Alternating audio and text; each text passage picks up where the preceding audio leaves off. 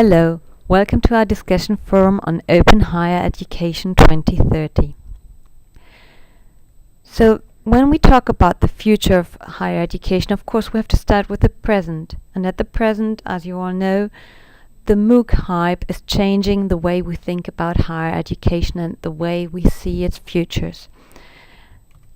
It's a bit unclear where exactly we are in the MOOC hype cycle, whether we are in the trough of disillusionment right now, whether we are already reaching up the slope of enlightenment to reach the plateau of productivity, or whether we are still in the peak of inflated expectations. What is clear, though, is that in this situation where we have a new technology that seems to change our practices, we cannot just wait for the next bubble to burst. We should try to envisage what will happen and try to shape the future to make it a better future. So that's why we from IPTS are conducting 2 research projects on open education. As you will see, this year we'll be focusing our research completely on higher education, or at least post-secondary education, and we'll be trying to come up with recognition schemes that will take care that respect the newly emerging learning strategies, with new business models that universities might have, and in the end hopefully we'll come up with some guidelines for higher education institutions. This is the project that we would like you to contribute to and to reflect upon with us. But before we look into this, I would like to look at the project we did last year, where we envisaged in a targeted foresight study scenarios for open education 2030 in 3 sectors: school education, higher education and adult learning. Obviously, I will try to focus on higher education. So this past study takes as its starting point a learner and how this learner will be able to learn in the future. Today, what learners usually do in all 3 sectors is they enroll with an educational institution which helps them with content, guidance, assessment and certification, so that in the end they can get out of this institution with a degree in their hands. And in the case of higher education, research is embedded in this course of study. In the future, we envisage all this to be quite different. First of all, the selection will not be in the hands of the educational institutions anymore. The learner themselves will get a greater say on what and how they want to learn. And all the services that are currently offered under the roof of one educational institution may become dispersed across different educational service providers. One for certification, one for assessment, one for guidance, one for research, one for content, or rather several in each of these areas from which the learner can pick and which services he can combine for his own personalized learning endeavor. Now, obviously, this learning situation, this learning scenario serve all learners and all learning needs. This self-guided discovery scenario works well if learners have a genuine interest in a topic and want to learn more about this topic without any other limitations or restrictions. It also works well when learner can learn in a self-directed, in a self-guided way. However, not all learners are able to learn without some support. For some learners, it will be better to move to the guided discovery scenario, where they will have assistance by teachers and by peers in defining their learning journey and in moving ahead with it. On the other hand, there may be learners that are able to learn self-directedly, but who want to obtain a certain qualification, have a certain degree. In this case, they cannot study whatever. They have to respect the curricular settings, and they have to respect that they will have to go through an assessment and certification process and prepare themselves for that. And then, of course, there's the combination of 2, where the learner wants to get a degree, learn for a set qualification, and seeks guidance and advice and a collaborative environment of learning with peers. Scenario that is the general scenario setup that works for all 3 sectors In each sector, these scenarios get a specific flavor. When looking at the higher education sector, we see that the upper two scenarios are focused on research. So discovery in this sense means research and scientific investigation. On the right-hand side, in the distributed knowledge scenario, we look at an open research area where citizen science can also contribute to driving research and innovation. So in this scenario, we foresee a global research arena to which anybody can contribute. On the left, in the guided discovery scenario, we see more the learning situations in which we need a certain infrastructure and equipment, where research is based on laboratory work and on experimentation. In this case, we do need universities, we need them as research hubs, whereas in the distributed knowledge scenario, we don't actually need any universities. This scenario can work very well without any institutional input, as long as there's open data available and there are networks for knowledge exchange and collaboration. Now, the lower two scenarios address the situation of learners who want to obtain a qualification.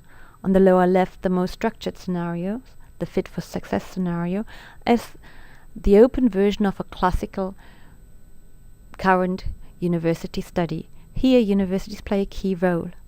They play a key role in two functions. On the one hand, as training providers, and on the other hand, as educational content providers. And these two things, whereas at the moment they are together, will not necessarily be together in the same institution anymore in the future. In the My Career Path scenarios, we envisage that learners will learn on the basis of several courses and resources that they choose and mix and adapt to their learning needs.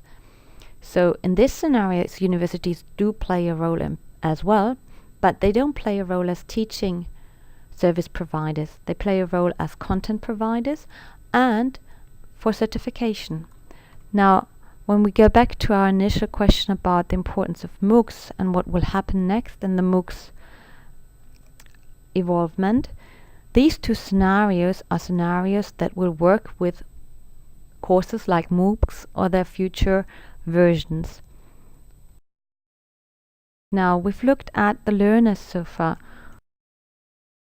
What will happen to them? Well, institutional unbundling is what will happen to them, at least according to many experts. So at the moment we see the content being taken out of the institutional setup in the form of open educational resources and MOOCs that are made available to anybody and not necessarily only the students enrolled at a certain institution. Now with it, certification comes next. Already now, many learners are seeking some kind of recognition and certification for their MOOC-based learning. Here we have the other learners who want to learn with MOOCs, but who need more guidance, and we already see that happening today as well, where universities decide to include MOOCs as services they offered, but embed it in their local educational service provision. And of course, with guidance and certification being externalized, assessment has to follow. So there's only research left in the traditional institution, but research is also changing. Research is already increasingly done by research institutes, by global networks of different public and private companies.